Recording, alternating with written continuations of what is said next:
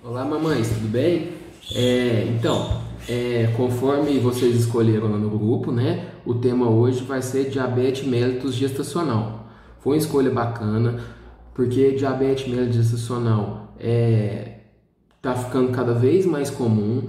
Hoje ele incide mais ou menos de 7 a 8% de todas as gestantes. Então, 7 a 8% de todas as gestantes vão apresentar diabetes mellitus gestacional. E com o aumento da obesidade, do sedentarismo e da idade com que as mamães engravidam, essa incidência vem aumentando cada vez mais.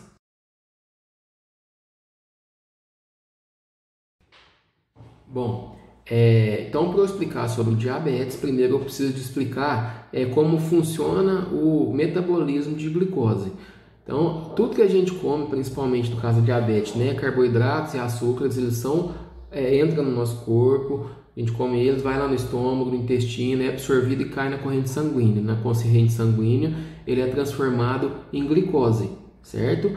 A glicose, ela, através da ação de um hormônio que chama insulina, ela entra na célula e é transformada em energia ou armazenada em forma de glicogênio e gordura, certinho?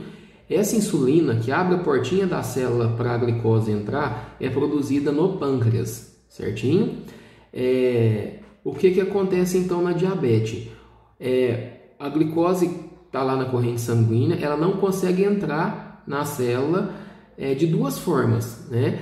Ou porque o pâncreas não produz a insulina, então a insulina não vai lá para abrir a portinha para a célula, da célula para a glicose entrar, ou tem uma resistência insulínica. Por mais que tenha insulina, a insulina vai lá na célula, mas a célula é resistente à insulina, ela não permite a glicose entrar, certinho? Então a glicose fica alta na corrente sanguínea, certo? Por que não é bom a glicose alta na corrente sanguínea? Porque ela na corrente sanguínea, ela de pouquinho em pouquinho, ela vai causando algumas lesões vasculares. Essas lesões vasculares podem levar à insuficiência cardíaca, insuficiência renal, infartos na retina.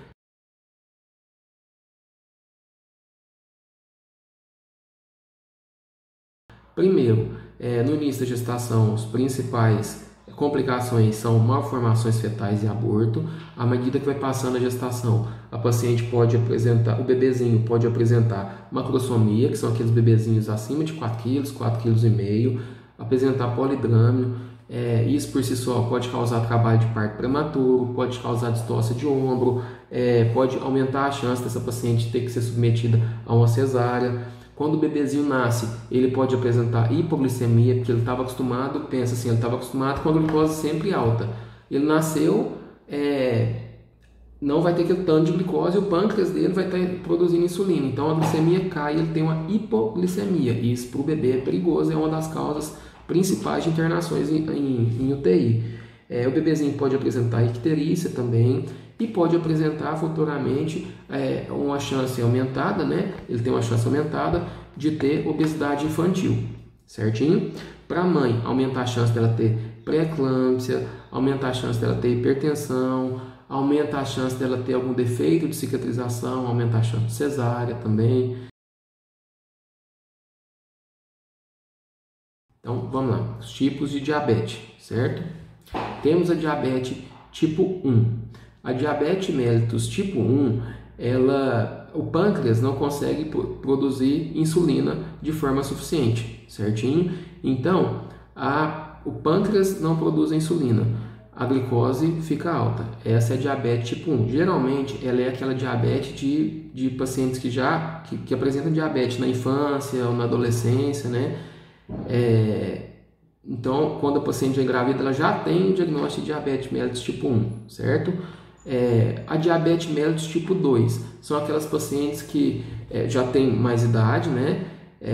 Geralmente ela acontece acima dos 30, 35 anos, são pacientes mais obesas, que elas têm aumento da resistência à insulina. Então aquelas células lá que eu expliquei no comecinho, elas são resistentes, por mais que a paciente produza insulina, não é o suficiente para baixar a glicose do sangue e fazer a glicose entrar na célula, certo? Essa é a diabetes mellitus tipo 2. E temos a diabetes mellitus gestacional. Diabetes mellitus gestacional é aquela que se desenvolve a partir de 12 semanas, tá? Ela é por conta do aumento da resistência à insulina também. A placenta da mulher, ela produz alguns hormônios que aumentam a resistência à insulina. Isso é normal, toda mulher tem esse aumento da resistência à insulina. Só que geralmente o pâncreas de mulheres normais consegue suprir essa resistência à insulina, produzindo mais insulina. No caso da diabetes mellitus gestacional, o pâncreas não consegue equilibrar esse aumento da resistência à insulina. É quando as pacientes apresentam diabetes mellitus gestacional, certinho? Tem 3 formas da gente diagnosticar diabetes mellitus gestacional.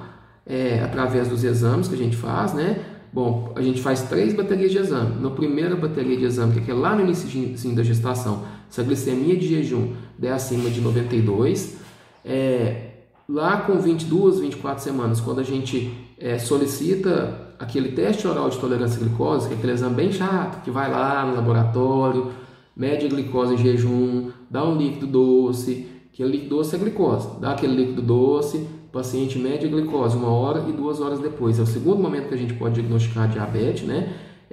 Por que dá aquele líquido doce chato que todo mundo reclama? Porque aquilo é uma sobrecarga de glicose. Se a gente der aquela sobrecarga de glicose e o pâncreas conseguir abaixar a glicose do sangue, significa que essa paciente não tem diabetes gestacional. Se a gente der aquela carga de glicose e a paciente manter os níveis altos de glicose, significa que ela tem diabetes mellitus gestacional. E outra forma é quando a gente pede uma glicemia no final da gestação, glicemia de jejum e também da alta, certo? Os valores não vou entrar muito em detalhes aqui não, que isso é mais específico, né? Mas são os 3 momentos da gente diagnosticar diabetes mellitus gestacional, certinho?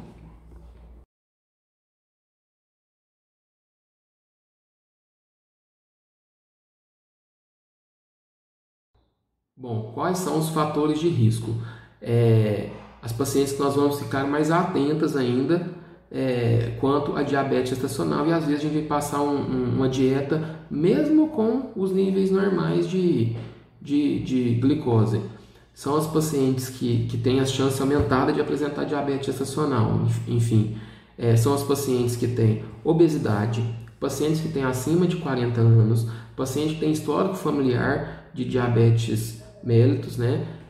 Que já tiveram diabetes mellitus gestacional em outras gestações, são as pacientes que nós vamos ficar um pouquinho mais atentos.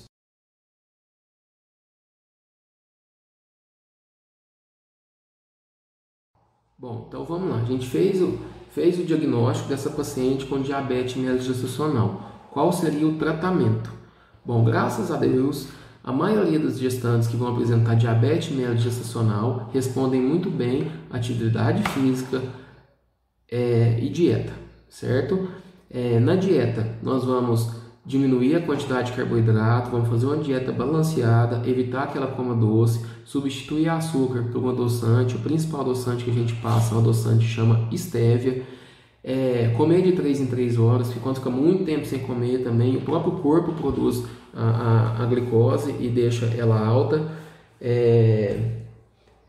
A atividade física também é importantíssima, intensidade moderada, pelo menos 30, 40 minutinhos ao dia. Se não tiver como, pelo menos 1 hora, dia sim, dia não. Atividade moderada ou intensa, tá bom?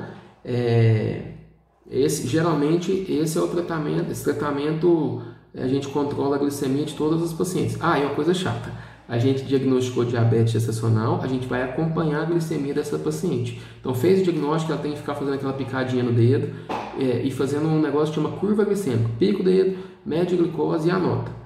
Em jejum, pós-almoço, pós-jantar. Tem paciente que a gente pede para fazer em jejum, antes do almoço, após o almoço, antes do jantar e após o jantar. Para a gente saber como que está a glicemia dela. Se a glicemia estiver ficando alta, a gente tem que entrar com alguma medicação. A maioria não precisa de medicação, mas se continuar alta, a gente tem que entrar com medicação. A principal medicação que a gente usava antigamente, e que ainda usa hoje, né, é a insulina. Então, além dela ter que fazer aquelas picadinhas no dedo para medir a glicose, ainda tem que fazer a insulina. Como o pâncreas não está produzindo insulina de forma suficiente, a gente tem que aplicar a insulina nela, certo? Que são, além dela ter as picadinhas no dedo, ainda vai ter umas picadinhas na barriga ou na coxa, para a gente controlar a glicose. Hoje em dia surgiram novos estudos que mostraram que o uso da metformina, que é um remédio via oral, também é suficiente para a gente controlar a glicose dessa paciente. Então, ótimo, isso é ótimo, são estudos novos, né? Se a gente que dá bastante resultado e esses remédios via oral estão gerando bons controles da diabetes, certinho?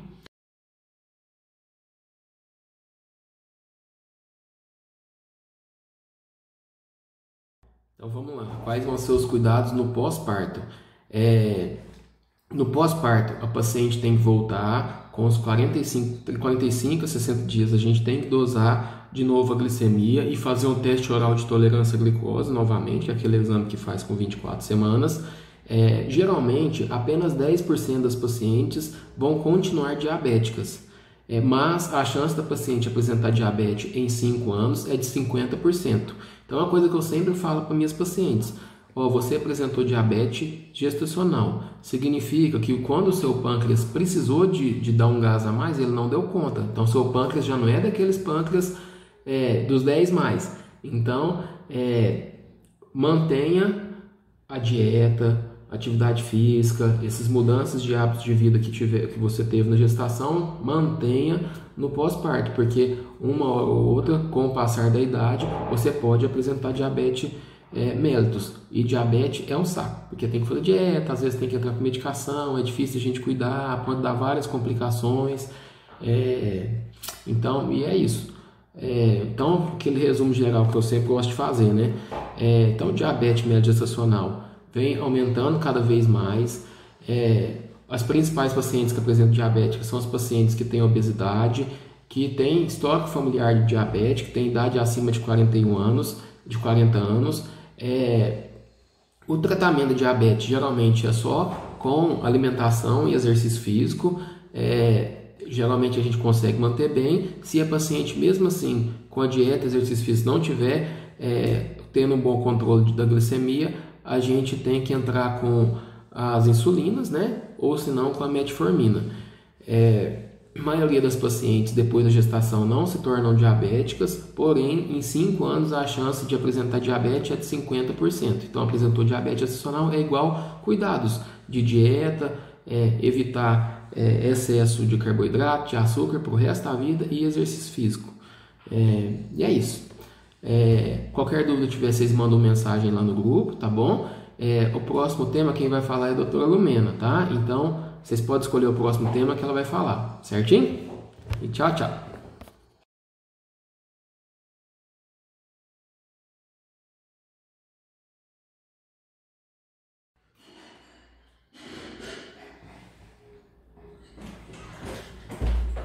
Oi, meninas!